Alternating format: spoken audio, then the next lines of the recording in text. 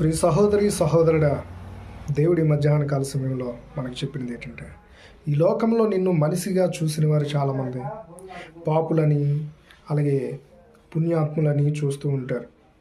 ఎంతమంది ఇహలోకంలో ఎన్ని దేవతలున్నా, దేవుళ్ళుగా పిలుచుకున్నా సరే, ఎవరు ఇవ్వలేని ధన్యత ప్రభువైన యేసుక్రీస్తు వలన మనకి ఏముంటుంది అనే క్వశ్చన్ చాలామందికి ఉంటుంది.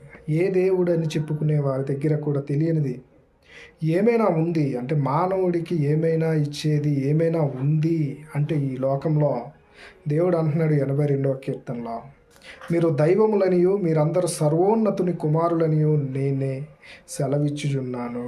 మీరు దైవములై ఉన్నారు. ప్రతి మనుష్యుడు కూడా ఆయన కుడి పార్శ్వమున కూర్చొని నిత్యము వేవేల కొలది దేవదూతల చేత కొనియాడబడుచున్న సత్య స్వరూపైన తండ్రి ఎదుట మనము దైవములుగా ఉంటామని దేవుని వాక్యం చెప్తుంది. ఇంత ఘన